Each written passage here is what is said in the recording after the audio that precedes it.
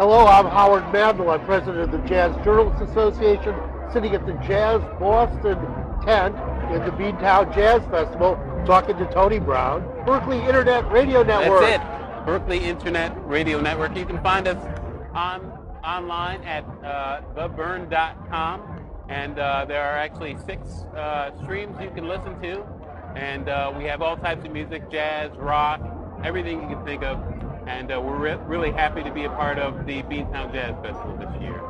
Tony, is this the first year you've been involved with the BeanTown Festival? This is the first year that the BIRN has been involved.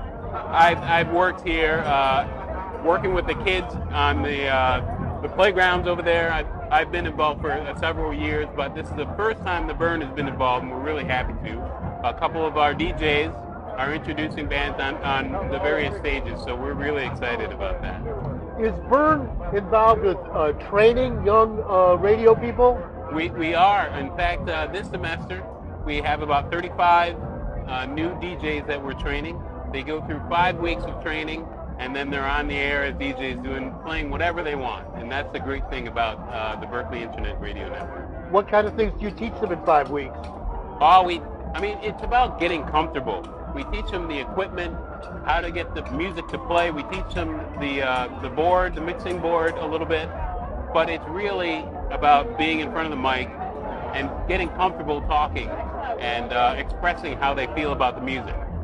Do you think it makes any difference whether they're doing that on terrestrial radio or on internet radio? It doesn't make any difference, really. I mean, you're in a booth there's a mic in front of you, and it's time for you to talk, and it's about how you express yourself in that moment and getting comfortable doing that. And after 5 weeks or so, these are all performers, so they're used to being in front of people, so it doesn't take them long to figure out how to do it and how to do it in a way that they're comfortable with. I mean, one of the things about radio is you're talking to people, but you're not seeing those people you're talking to, right? Exactly. That's a little different for performers. Well, nowadays you do get some feedback because you can put up a chat message or you can interact that way, so you can get that immediate feedback from people sometimes.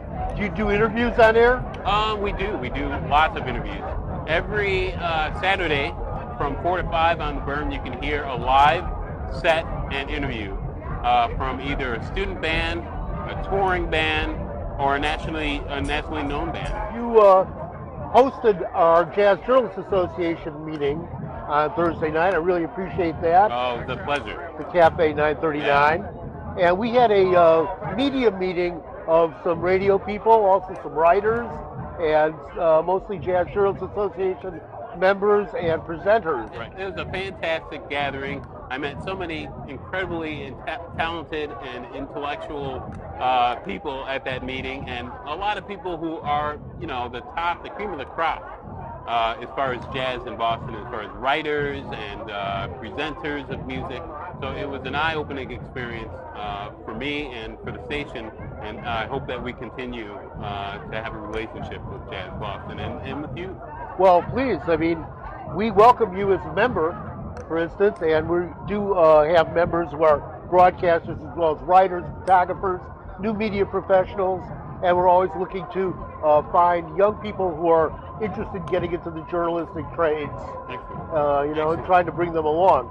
We do a lot of online webinars, free training also, all the really hands-on techniques, and really trying to explore what kind of development is going on, because all the platforms are changing so quickly. Yeah, they are. How does that affect what you're doing? Well, in every way. I mean, it's had sometimes a not so productive impact on the commercial element of things, and it's really destabilized a lot of, the way things used to be. So there are fewer print publications, but on the other hand, there's more online interconnectivity, and you can reach people much further away instantly. Right. It's important to get news stories out like right away. You can't wait for the weekly news magazine to come out. If something happens, you've got to be on it 24/7. People are interested in it. Accelerates the whole pace of news exchange. Of course, it's easier to get to sources to some extent. Mm-hmm. it's easier to get to your readers directly. And as you said with the radio, we get feedback more quickly. You know, so that's a good thing. It's a good thing. Now, it seems like when you're going from one central source to a lot of sources, it sort of disperses the number of people that you can connect with right away. Is that true? Well, it's a different kind of network. So instead of being like top down, it's around and around, sort of, you know. And I think that one of the important trends that we have to nurture in America is the realization that our art world is decentralized.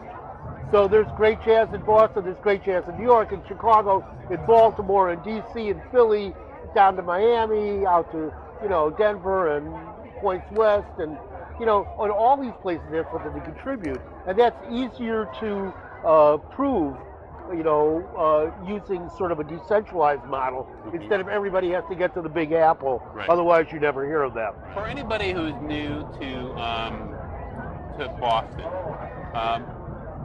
give us an overview of the scene now, the jazz scene. Where's the best places to go to see music here? Well, you know, I'm not a Bostonian, I'm a Brooklynite these days.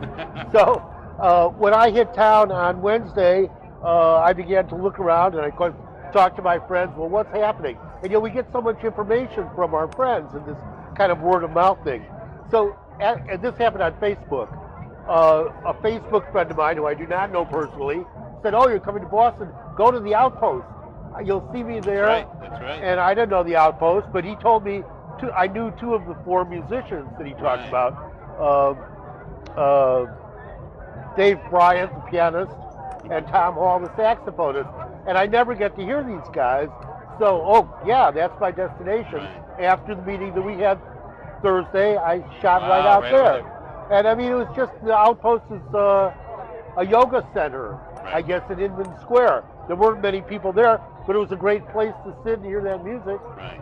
And I hope that there are lots of places like that scattered around town. Yeah. Where do you like to go to hear music here? You know, I work at the Berklee College of Music. So it's a step out of my office and I'm hearing music 24/7. I can't really get away with it, away with not hearing music. So it's fantastic. And I hear it all the time. We have live music, like I said, at the Berklee Internet Radio Network on a weekly basis. So, but Wally's is always great. I've been to Wally's. Wally's is right down the street. And I mean, there's lots of rock and club in Cambridge where I live. So I'm at the Middle East pretty consistently, and TT the Bear's place is very close to where I live too. So that's where when I look down the list of the musicians, there are some jazz musicians. You would say they're jazz, but there's also a lot of great musicians who cross over. There's Will Calhoun, the great drummer, who used to be in Living Color, but just a fan. And then there's Michelle Indegiacello, fantastic bass player. She's put out jazz albums, but she's also put out R&B and rock. Yeah. So there used to be something called a jazz purist. Does that still exist? Oh, it now? exists, but I hope that's sort of the moldy fig category these days in ways, you know? I mean, we don't live in a world of purism. We live in a world of mixing it up. And jazz has always done that too, you know? Of course, we all like good music. I think that it's important to identify what are the jazz values and the standards. That's worth knowing what they are. But in terms of being pure, I'm not going to listen to anything else. Right. Well, the jazz musicians have never done that. The jazz musicians have always listened to everything. Right. And I think as listeners, we need to take our cues from the musicians. You know, that's the way to open up what we can appreciate. Right. Good way to end this. Thanks very much. Nice to meet you. This is Tony Brown with the Berklee Internet Radio Network. Howard Mandel Jazz Journalists Association. We're here live at BeanTown Jazz Festival. Enjoy your day.